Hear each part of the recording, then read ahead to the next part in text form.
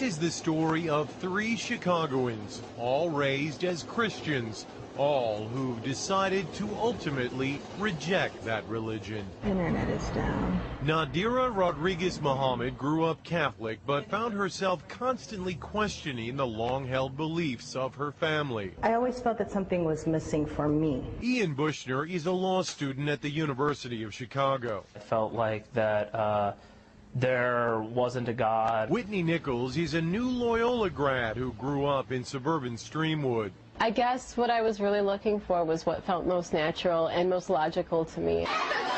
When Nadira entered high school in the mid-1990s, she became friends with a group of Muslim girls. They just had this level of contentment and a sisterhood that was, I wanted to be a part of that. Ian drifted towards the Muslim students at his high school as well. I remember defending some of my friends at school from accusations, after 9/11, and then I started reading the Quran. I said, oh, here is a form of God that I've never been presented before. After September 11, the interest actually increased. Dr. Assad Basul is professor at Chicago's Islamic American College.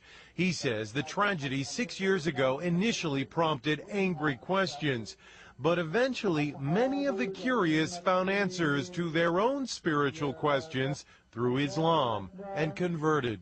Sometimes, negative things bring positive things. In fact, according to a first-ever random sampling of American Muslims by the Pew Research Center, 21% of the nation's 2.4 million Muslims are converts to the faith. Eventually, I realized that I was looking to the Quran for advice, for direction, and at the point that you believe that the Quran is revelation from God, then you're a Muslim. The conversion has meant many changes in their lives. Ian prays 5 times a day. You'll finish a prayer and realize, I've just screwed something up. I've done something mean to somebody. Let me go back and correct that. Nadira wears the scarf, or hijab as it's called. It is part of my character, modesty.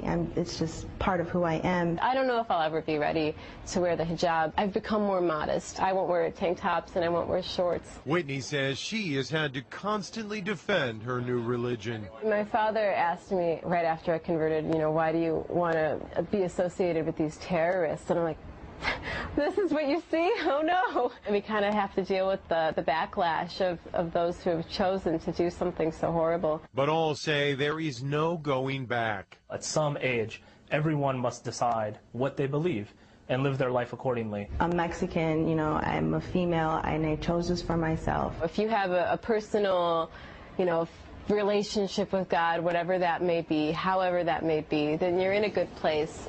Mark Sexenmeyer, Fox News, Chicago.